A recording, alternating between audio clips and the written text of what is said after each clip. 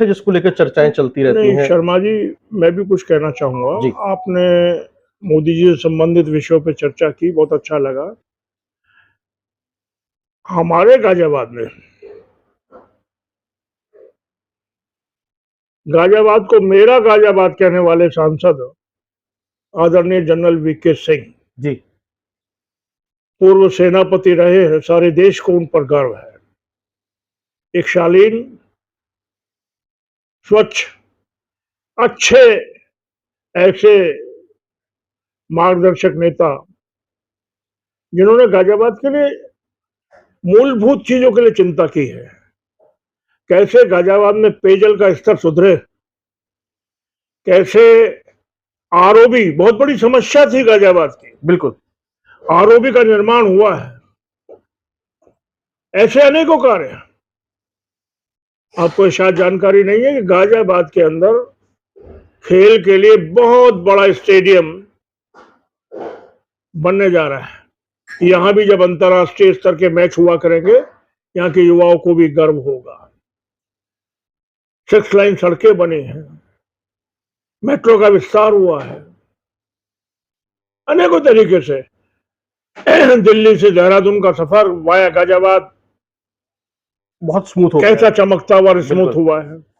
बहुत सारी बातें हैं जो उनके बारे में फिर किस दिन बैठेंगे मैं गिनाऊंगा। जी। लेकिन कुल मिलाकर हमारे सांसद महोदय पर जन जन का विश्वास है, और जन जन के विश्वास का ही परिणाम है कि 2,87,000 वोटों से हमारी मेयर सुनीता दयाल चुनाव जीती है।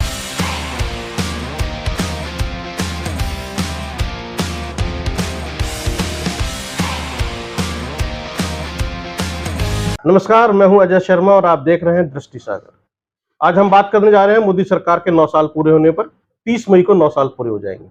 भारतीय जनता पार्टी क्या कर रही है और यूपीए की सरकार में और मौजूदा सरकार में क्या अंतर है और क्या विशिष्ट उपलब्धियां हैं, इसी पर चर्चा कर रहे हैं हमारे साथ में भारतीय जनता पार्टी के वरिष्ठ नेता और पूर्व दर्जा प्राप्त मंत्री अशोक गोयल जी। अशोक गोयल जी, आपका स्वागत है।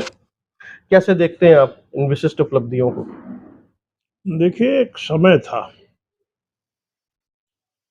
2004 से 2014 तक देश में एक कमजोर, कठपुतली, अकर्मण्य ऐसी सरकार थी जो हर मोर्चे पर विफल थी। भ्रष्टाचार चरम पर था। उस समय शायद आपने सुना हो, घोटाले ही घोटाले चारों तरफ सुनाई देते थे। निराशा का वातावरण था। जमीन के नीचे भी घोटाला, जमीन पर भी घोटाला और आसमान में भी घोटाला। जी। लोगों के अंदर एक निराशा का भाव था कि हमारे भारत की प्रतिष्ठा विश्व में क्यों आज बहुत कमजोर है। लेकिन उसी समय के दौरान मुझे याद आता है 2013 का वो दिन, मैं भी एक राष्ट्रीय परिषद की बैठक में मौजूद था जी। और वहां वर्तमान प्रधानमंत्री माननीय श्री नरेंद्र मोदी जी गुजरात के मुख्यमंत्री की हैसियत से आए थे। 2013 था, अनेकों मुख्यमंत्री मंच पर मौजूद थे। मुझे भी व्यापारियों का पक्ष रखने का मौका मिला था। लेकिन जब आदरणीय मोदी जी ने अपना संबोधन शुरू किया तो मुझे याद आता है, जैसे अटल जी ने कहा था ना कि अंधेरा छटेगा, सूरज निकलेगा, कमल खिलेगा। उसी तरीके से उनके शब्द, ये माना कि अंधेरा घना है और दिया जलाना कहाँ मना है। तालियों से हॉल गूंज गया। लोगों को लगा कि भविष्य में मोदी जी को आगे लाकर रणनीति बनाई जानी चाहिए। हमारे नीतिकारों ने निर्णय लिया, मोदी जी प्रधानमंत्री के रूप में प्रस्तुत किए गए। और 2014 में जब इन्हीं दिनों में परिणाम आया तो एक नया सवेरा भारत में हुआ। अंधेरा वास्तव में छट गया। दिए के आगे चला गया, रोशनी होने लगी। और वो दिया सबसे पहले विदेश यात्रा जापान की, उसके बाद निरंतर विदेशों में जाकर भारतीय संस्कृति के बारे में बताया, भारत की युवा शक्ति के बारे में, मातृशक्ति की जो यहाँ आराधना होती है उसके बारे में, किसानों की उत्पादन क्षमता के बारे में, बाजारों की क्रय शक्ति के बारे में। मोदी जी ने सारी दुनिया को भारत के बारे में जानकारी दी। ऐसे मोदी ने भारत को विश्व में एक नई प्रतिष्ठा दी। भारत का मान सम्मान स्वाभिमान तेजी से बढ़ा। इतना ही नहीं, अपने देश में भी कोई गांव ऐसा नहीं बचा जहां बिजली ना पहुंची हो। सबसे पहला काम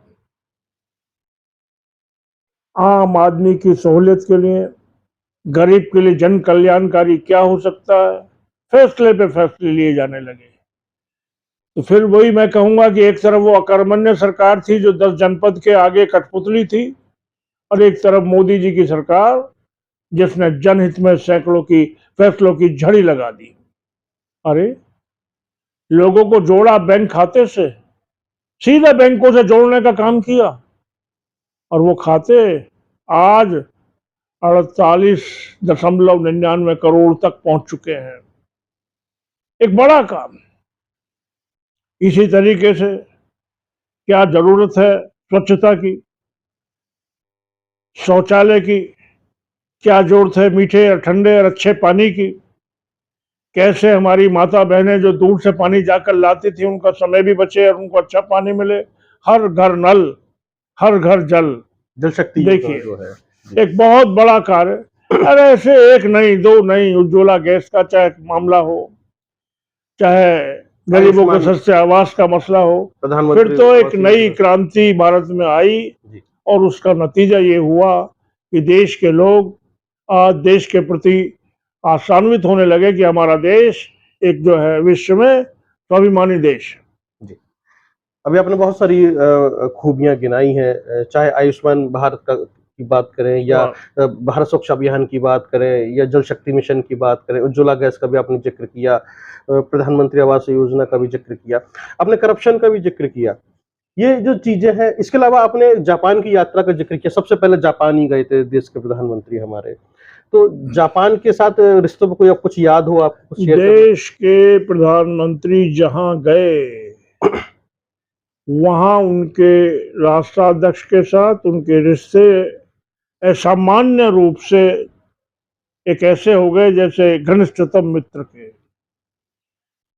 उन्होंने हर जगह शांति और सद्भावना का संदेश दिया। भारत के प्रधानमंत्री ने विश्व के लोगों का ध्यान खींचा कि जीने का तरीका और भी है। चाइना की तरह विस्तारवादी नीति नहीं, भारत की तरह सबका सम्मान करने वाली नीति भी श्रेष्ठ हो सकती है, ऐसा ध्यान खींचा। आप कह रहे थे अभी योजनाओं के बारे में, मैं योजना आयुष्मान योजना जिसके बारे में आपने जिक्र किया, कोई कल्पना करेगा एक परिवार को, एक गरीब परिवार को 5 लाख रुपए तक की चिकित्सा का बीमा, उसकी पूरे परिवार की 5 लाख रुपए में कहीं भी कोई भी चिकित्सा होती है, अच्छे से अच्छे अस्पताल में वो करा सकता है। तो देश के आम गरीब के लिए, देश के आम जन के लिए काम करने वाली सरकार बनी मोदी सरकार, और मोदी सरकार ने विश्व में भारत को स्थापित किया। अनेकों समय आए राष्ट्रवाद के साथ भारत, राष्ट्रवाद के पथ पर बहुत ही तेजी के साथ बढ़ता हुआ भारत। राष्ट्रवाद का उदाहरण इससे बड़ा क्या लेंगे? हम 370 की बात करते थे, 370 भारत के लिए कलंक के रूप में हम देखते थे। 370 धारा को हटाकर पूरे कश्मीर को भारत के शेष भाग से जोड़ने का काम मोदी जी और अमित शाह ने किया। अमित शाह जी का जो कदम था वो ऐसा कदम है जो सदियों तक याद रखा जाएगा। भारत का प्रधानमंत्री भी, भारत का राष्ट्रपति भी 1 इंच जमीन कश्मीर में नहीं खरीद सकता था। बदलाव हुआ आज वहां खुशहाली की फसल लहरा रही है। आज कश्मीर के अंदर एक बड़ा कार्यक्रम होने जा रहा है G20 का। बिल्कुल। तो निश्चित रूप से समझो कैसा कश्मीर हमने बनाया है। कुछ लोग कहा करते थे ऐसा हो गया तो ये आग लग जाएगी, अब वो शांत बैठे हैं और एक भारत अपने दृढ़ निश्चय के साथ आगे बढ़ रहा है जी। ये मोदी जी का विजन है कि इस भारत के लोगों का स्टैंडर्ड लिविंग कहीं ना कहीं उठना चाहिए इस तरीके से, और यहाँ विकास होना चाहिए। कैसे हो, कैसे किसानों को किसान सम्मान निधि के रूप में 6,000 रुपए देना, और वो 6,000 रुपए भी अगर 3 बार में जा रहे हैं तो 1 रुपया भी कम खाते में ना पहुंचना, बिचौलिए खत्म। 6,000 पहुंचने हैं तो 5,999 नहीं पहुंचेंगे, बिल्कुल 6 के 6,000 खाते में पहुंचेंगे, समझे। तो ऐसा काम हुआ, तो ये सब कुछ समझने की बात है। तो इस तरीके से बहुत सारी चीजें हैं, एक दो नहीं है, मैं अभी गिनाऊंगा कि मोदी जी ने जो कुछ किया है बिल्कुल हमारे लिए। ये समझिए कि 9 साल का कार्यकाल देश के लिए स्वर्णिम शासनकाल के रूप में जाना जाएगा। आपने बिल्कुल सही कहा है स्वर्णिम शासन के रूप में जाना जाएगा। मोदी जी ने, अरे जहां बाबा साहब अम्बेडकर अगर इंग्लैंड में कहीं गए थे तो वहां भी एक स्मारक बनवा दिया, बाबा साहब अम्बेडकर के स्मारक। अनेकों प्रकार से देश को किस तरीके से सरदार पटेल की इतनी ऊंची प्रतिमा देश के अंदर मोदी जी ने काम किया। जिन लोगों ने देश के लिए बलिदान होने का काम किया है, जिन्होंने देश हित में हमेशा अपने आप को झोंक दिया है, ऐसे लोगों को सम्मान देने का काम। और तो भारत का राष्ट्रपति एक अनुसूचित जाति से श्री रामनाथ कोविंद जी हो सकते हैं, बिल्कुल एक आदिवासी जाति से मुर्मू जी, वहां से क्या नाम अपने उड़ीसा से लाकर एकमात्र शक्ति उसको राष्ट्रपति भवन में बिठाया जा सकता है। ये सब कल्पना नहीं हो सकती थी। मोदी जैसे युग दृष्टा का ये काम है कि आज देश में चारों तरफ हर तरीके से विकास की गति तेज हुई है। विकास इतना जबरदस्त, विकास भी ऐसा नहीं किसी एक वर्ग का हुआ हो, मैं साफ तौर पर कहना चाहता हूं, सबका साथ सबका विकास वो वास्तव में नीचे भी उतरा। बिल्कुल कोई योजना ऐसी नहीं है, चाहे प्रदेश की हो चाहे देश की हो, जो सबको ना मिली हो। सबके लिए, किसी भी जाति का किसी भी मजहब का व्यक्ति हो, अगर वो पात्र है तो सबके लिए मिली है। मुद्रा योजना जिस दिन उद्घाटन हुआ था, मैं गया था उस कार्यक्रम में भी। बिल्कुल मुद्रा योजना में एक अल्पसंख्यक वर्ग का व्यक्ति था, एक दलित वर्ग का व्यक्ति था, जिनको 5 लोगों को दिया गया, सबके लिए, गरीबों के लिए योजना। और एक ऐसा क्षेत्र जो प्रगति के लिए माना जाता है, एमएसएमई सेक्टर की जितनी तरक्की मोदी जी के कार्यकाल में हुई है। अरे भैया, कोरोना आ गया, हम कोरोना से निपटे, और कोरोना से निपटते हुए हमने जो सारी दुनिया को भी वैक्सीन भेजी, और अपने यहाँ भी 220 करोड़ वैक्सीन लगी। लेकिन उसके बाद अगर आर्थिक सुस्ती आई, 20 लाख करोड़ रुपए का पैकेज बिल्कुल है, कल्पना की बात। उसमें 3 लाख करोड़ रुपया केवल एमएसएमई के लिए।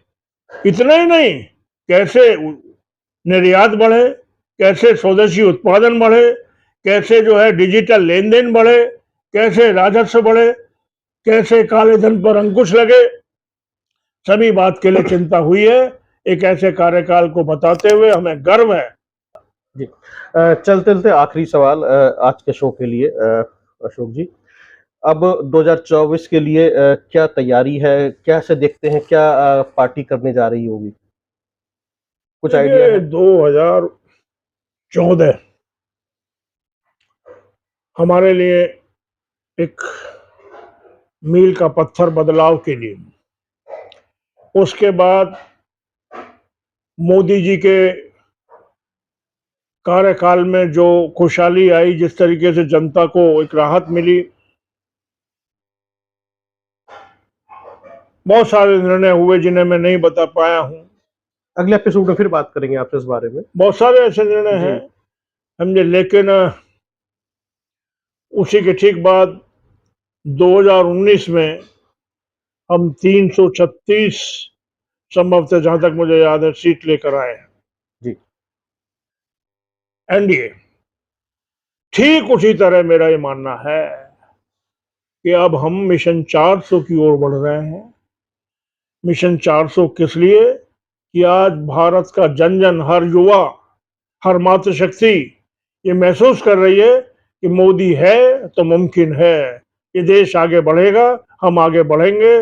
मोदी जी हमें कहीं ना कहीं देश के, ये हमारे भारत देश को विश्व में सर्वश्रेष्ठ स्तर पर लेकर जाएंगे और हम खुशहाल जीवन जी सकेंगे। इसके लिए मोदी जी कार्यकर्ता लगेंगे, करोड़ों कार्यकर्ता हैं, दुनिया की सबसे बड़ी पार्टी है भारतीय जनता पार्टी, सब समर्पित हैं, कोई मतभेद नहीं है, हर तरीके से जुटेंगे और मिशन 400 प्लस को कामयाबी के लिए हम उसके लिए लेकर चलेंगे। बहुत बहुत धन्यवाद अशोक जी हमसे बातचीत करने के लिए। अभी आपने देखा दृष्टि सागर पर किस तरीके से मोदी सरकार के 9 साल की विशेषताओं पर बातचीत हुई। अगले एपिसोड में फिर हम बात करेंगे मोदी सरकार के बारे में, अलग अलग विषयों पर, अलग अलग पहलुओं पर हम बातचीत करेंगे अशोक जी के साथ में। बहुत बहुत धन्यवाद, देखते रहिए आप। धन्यवाद शर्मा जी, धन्यवाद।